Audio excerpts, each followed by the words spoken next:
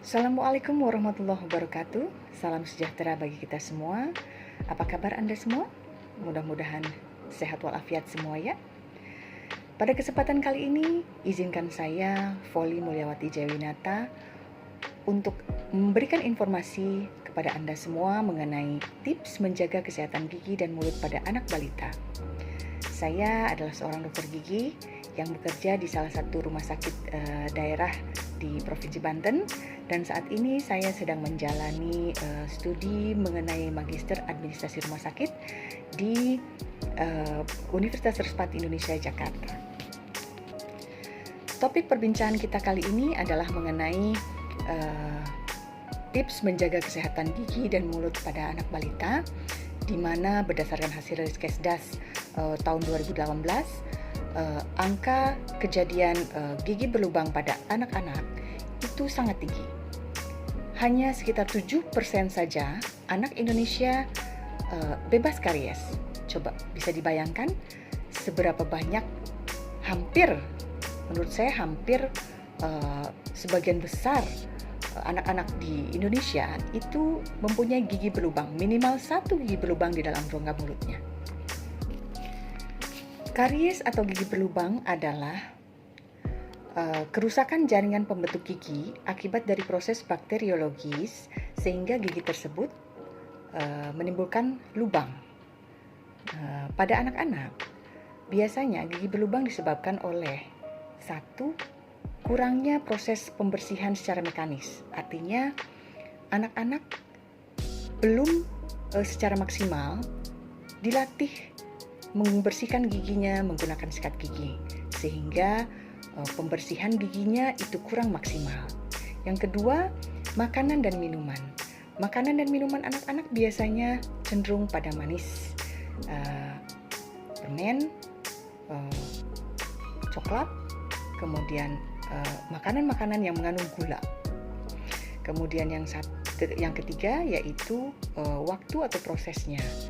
Semakin lama makanan tersebut berada di dalam mulut, itu akan menimbulkan gigi berlubang semakin banyak. Dari hal-hal tersebut di atas, bagaimana caranya kita menjaga kesehatan gigi dan mulut pada anak-anak? Terlebih adalah anak-anak yang masih di bawah umur 5 tahun atau anak balita. Karena pada saat umur tersebut, pembersihan gigi dan mulut anak itu sepenuhnya tanggung jawab orang tuanya, termasuk ayahnya, bukan hanya ibunya. Karena pada usia tersebut, biasanya anak-anak belum bisa secara mandiri membersihkan giginya. Oleh karena itu, dituntut keterlibatan orang tua untuk membantu menjaga kebersihan gigi dan mulut pada anak-anaknya. Terkadang orang tua berfokus pada hasil. Mereka inginkan gigi anak-anak mereka itu bagus, padahal gigi bagus itu perlu usaha. Biasanya mereka hanya menuntut anak saya gosok giginya baik, tapi kenapa giginya berlubang ya dok? Nah, itu mungkin salah satu tantangan untuk orang tua. Apakah betul sikat giginya sudah sesuai dengan aturan misalnya, atau memang apakah betul pembersihannya itu betul-betul bersih? Apakah sikat giginya itu dibantu, ataukah memang anak saya pinter dok, sudah mandiri gosok giginya sendiri, padahal dia baru umur 4 tahun loh.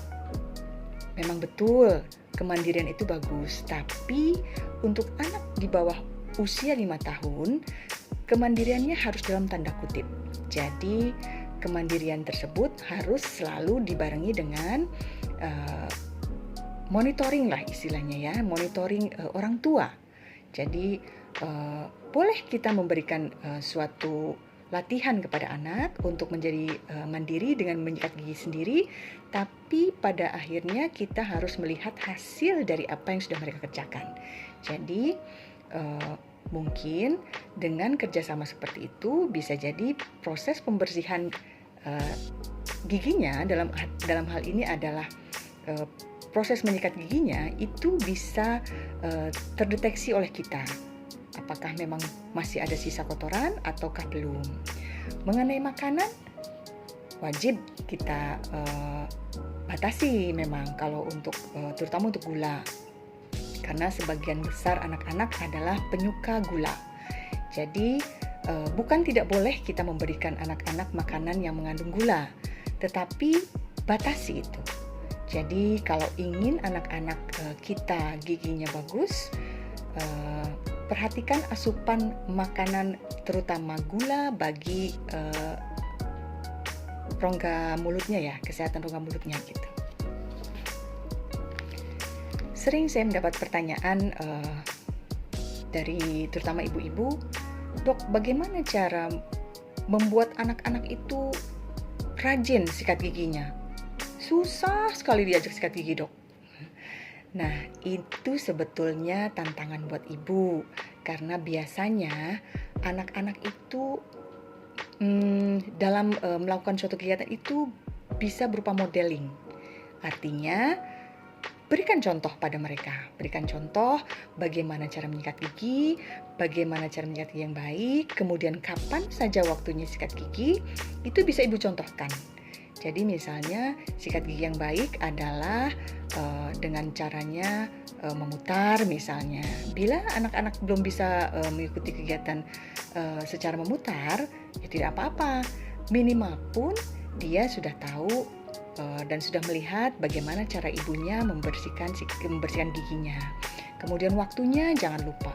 Waktunya itu biasanya pagi sesudah makan sama malam sebelum tidur. Nah, pada saat itu ibu wajib mengajak anak-anaknya, terutama anak-anak balitanya, untuk bersama-sama membersihkan giginya. Jadi jangan hanya menyuruh pada anak-anak sikat giginya. Nah, kita kasih contoh saja, sehingga anak-anak pun selain mempunyai ikatan batin dengan ibunya, dan juga kegiatan tersebut menjadi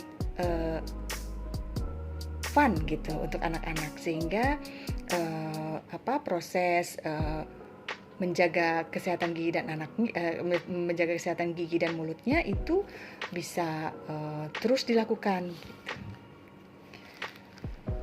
Untuk anak-anak yang masih ngedot gimana, Dok? Nah, untuk anak-anak yang masih minum susu dengan cara dot, apalagi pada saat dia mau tidur diberikan dot dengan susu yang kekentalannya sama dengan siang, itu biasanya akan sangat berpengaruh pada proses gigi berlubang itu sendiri. Kita tahu susu itu mengandung gula. Nah, gula di susu itu sangat jahat. Artinya, itu sangat-sangat memberikan efek yang sangat cepat bagi proses karies itu sendiri. Jadi, ada yang namanya rampan karies. Rampan karies itu adalah gigi berlubang pada anak-anak, di mana semua gigi depannya itu karies berlubang. Semua gigi depannya itu karies berlubang dikarenakan oleh susu. Jadi pada saat sebelum tidur, anak dibiasakan untuk minum susu dengan takaran yang sama dengan takaran siang, tidak diencerkan, sehingga kemudian terbawa tidur dan akhirnya sisa susu tersebut menempel di gigi. Dengan hanya proses waktu yang tidak berapa lama, itu akan menjadikan giginya berlubang. Jadi seharusnya bagaimana, Dok? Ya, seharusnya salah satu cara yang bisa ibu lakukan adalah tetap memberikan anak ibu susu pada saat akan tidur, tetapi jika bisa basuh mulutnya dengan kasa dengan air hangat, dicelupkan ke air hangat, kemudian nanti basuh sisa susunya di dalam giginya, di dalam rongga mulutnya, sehingga keadaan rongga mulutnya itu tidak ditempeli susu gitu. Jadi proses kariesnya itu sendiri karena kan menempelnya sisa susu pada gigi anak itu akan terhindar. Lebih baik lagi adalah jika proses meminum susunya itu dilakukan sebelum tidur. Kemudian biasakan anak untuk menyikat gigi setelah minum susu dan dilakukan sebelum tidur. Jadi pada saat tidur sudah tidak menggunakan dot lagi. Biasakan itu sehingga kedepannya proses karies itu bisa dicegah. Nah, sekarang bagaimana cara membatasi asupan gula pada anak-anak, terutama anak-anak di bawah 5 tahun yang pastinya mereka sangat suka sekali dengan hal-hal yang manis-manis. Untuk hal ini, seorang ibu wajib memberikan batasan tentang seberapa banyak asupan gula yang bisa diberikan pada anak-anaknya. Misalnya dalam satu hari ibu boleh memberikan batasan satu hari satu permen, atau mungkin ditambah dengan suatu rule atau suatu aturan di mana jika kamu mau jika kamu ingin permen, boleh, tapi sesudahnya itu harus menyikat gigi misalnya. Itu juga salah satu tips bagaimana cara menjaga kesehatan gigi dan mulut pada anak-anak di bawah usia 5 tahun. Jadi untuk anak usia di bawah 5 tahun atau balita ini sepenuhnya adalah tanggung jawab seorang ibu. Sebetulnya tidak ibu saja, ayah juga harus bisa menjaga kesehatan gigi anaknya. Jadi tanggung jawab orang tua dalam hal ini menjaga kesehatan gigi anak-anaknya, terutama di masa usia balita, karena masa ini adalah masa di mana gigi anak-anak gigi anak-anak itu dibutuhkan untuk proses selanjutnya, di mana proses pencernaan, kemudian proses pengunyahan dan lain sebagainya. Bisa ibu bayangkan kalau misalnya anak di bawah 5 tahun itu sudah mengalami sakit gigi yang hebat karena gigi berlubang. Repot bukan? Nah, itu adalah salah satu hal yang bisa terjadi pada ibu semua, pada ibu-ibu semua, jika ibu tidak membatasi atau tidak melakukan proses-proses dalam menjaga kesehatan gigi dan mulut pada anak-anaknya. Mungkin itu saja tips-tips yang bisa saya sampaikan. Jika ada yang ingin ditanyakan mengenai kesehatan gigi dan mulut anak-anak, silahkan ajukan pertanyaannya langsung via WA. Insya Allah nanti saya akan menjawab pertanyaan ibu dengan secepatnya. Terima kasih atas perhatian semua. Assalamualaikum warahmatullahi wabarakatuh.